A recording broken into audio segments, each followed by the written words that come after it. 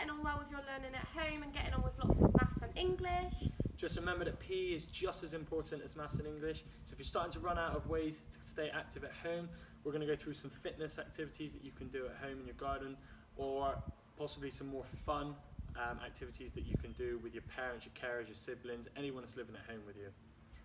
Whenever we do these activities, best way to stay motivated is probably to turn it into a bit of a competition, and we'll tell you how to do that as we go through. So just remember, before you start any of these activities, the best thing to do is turn it into a bit of a competition with your siblings or your parents and carers. Give yourself 20, maybe 30 seconds and see how many you can do in that time. The first one that we're going to do is burpees. Really simple for those of you that have never done them before. Okay, jump up, jump out, and if you want to make it harder, add a press up. Okay, jump up, out, press up.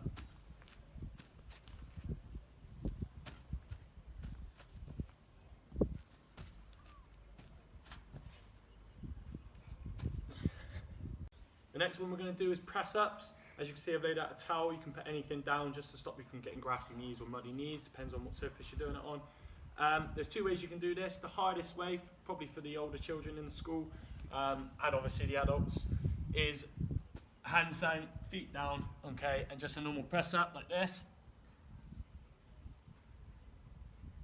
If you're finding that tricky, okay, you can put your knees down. I would challenge people to put their hands as far away from their knees as possible, okay, before they then start to bend down. Knees away, still on the floor, chest down.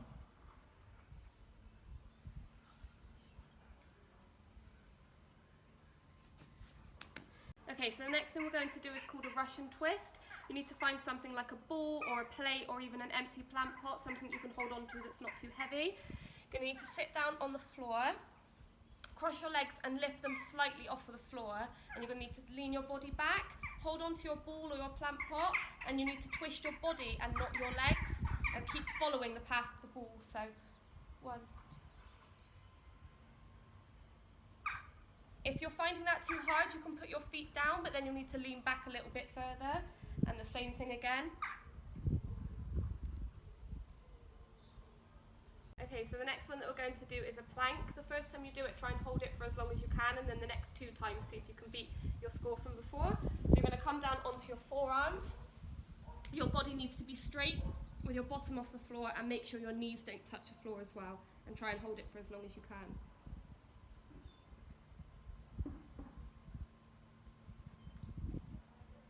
Best way to follow on if you've just done the plank is to go into elbow drops. Now this one again is really simple but can be quite challenging. Start off either on your elbows or on your hands, and as it says, you drop down to your elbows, okay? Nice and carefully, back up to your hands. Okay, you repeat that as many times as you can, give yourself a time limit. Like I say, 30 seconds is probably a really good time to set yourself. See how many you can do in that time.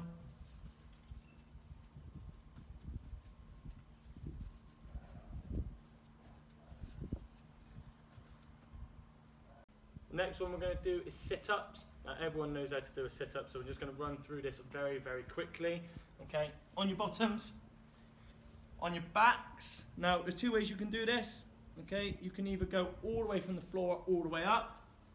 However, the best way to keep your core engaged throughout the whole exercise is probably to sit in a half position, hands on your legs, and just see if you can get the tips of your fingers over your knees.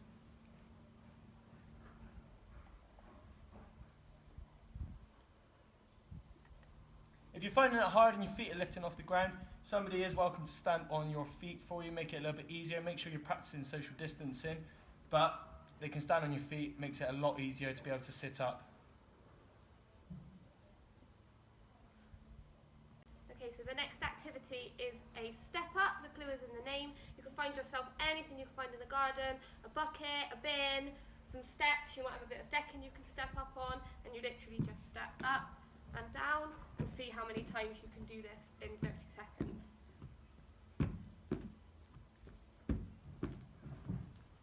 So the next one we're going to do is squats. There's a couple of ways you can do this in terms of where you put your arms. Some people like to put their arms out in front of them, some people like to put them across their chest, some people like to put them on their head. It's completely up to you. I prefer arms out straight, okay? And you're just putting your legs shoulder width apart, and you're just bending down, almost like you're sitting in a chair, Okay, and squatting down so you have a 90-degree angle. You older children should know all about angles, okay? 90-degree angle in your knee there. Okay, so hands out, bending down, 90-degree angle, and back up. Okay, now you can do this until you get the right technique, and then you can start speeding it up and see how many you can do in 1 minute. Younger children, I would suggest 30 seconds. And you should feel it on your quads. Now we're going to have a go at the speed bounce. Any children from year 3 upwards that have maybe done athletics competitions will know all about speed bounce. You just need something that's slightly raised off the ground. I've used a rock, you can use shoes, anything that comes off the ground and is not too high up. Okay, you put both feet to one side and you just jump in, put your feet together, over to the other side. Okay, once you know how to do it, okay, you can then start to speed it up and see how many you can do in your 30 seconds. The last exercise we're going to do is quite a fun one. Children love these. It's star jumps. Okay, really, really simple. Start with your arms down by your side and your feet together. Okay, and you're just jumping out to make a star and in. Okay, do it as quickly as you want. If you're finding them really easy, you can try jumping jacks, which are a little bit different, where you jump out and bring your feet in together at the same time. Okay, so your arms and legs go out and in before you land.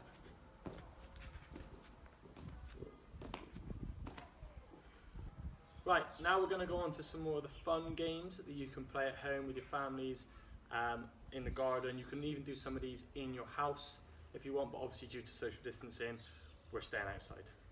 So the first challenge we're going to do is the beloved toilet roll challenge. I know a lot of people have been doing this already, and there's a couple of ways you can do this. You can use your feet, you can use your hands, you can even use your head if you want to. Really, really simple. You can compete against yourself. And the way you would do that is by standing as close as you'd like to start with and trying to get it in. If you get it in like so, okay, you take a step back and you can mark it down with a stone or anything, and you mark it and take a step back and go again. If you get it in, like so, okay, you take the stone and you take it a step back again, okay. If you miss, you have two choices. You can make it really easy for yourself and you can just stay where you were.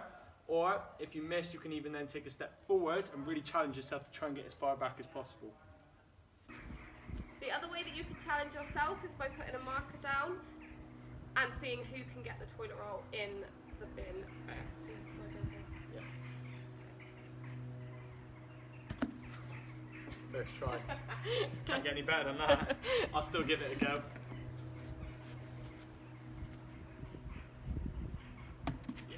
That'll do. 2 out of 2 is not bad. The next way we're going to do it is with our feet. Okay, toilet roll starts on the floor. Easiest way to do it is just to put your toes at the bottom of the toilet roll and try and flick it into the bin. If you're finding it really easy with bigger bins and you've got some smaller ones lying around or something smaller like a plant pot or anything you want to use, obviously try not to ruin the toilet rolls. Parents won't be happy, kids. You can use something smaller and give yourself an easier or harder challenge depending on what you need. So the next game that we're going to try is a rounders style game. You only need a stick or a plank of wood. We're using a brush and you need a ball. If you don't have a ball, use some socks, screw them up into a ball, nice and easy.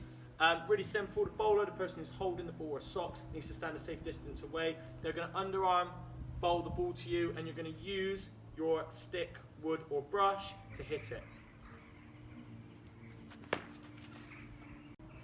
Once you've got the hang of it and you've had a few practice goes with that, the way to up the challenge is to then see how many runs you can do in between where you are stood, and you can mark it out again with a bin, or you can use shoes either side, okay, and see how many times you can run in between. I would probably give yourself a limit of 10 goes and see how many times you can run before the bowler or the fielders collect the socks and bring it back to one of the shoes or stumps, whatever you're using. Okay, we hope that you've enjoyed watching this video today and you've now got some ideas for how to get active outside. Please send us videos and pictures of you giving these activities and challenges a go at home with your families. We'd love to see them. And if you come up with any ideas yourselves, please send them to us so that we can give them a go as well. Hope you enjoyed it.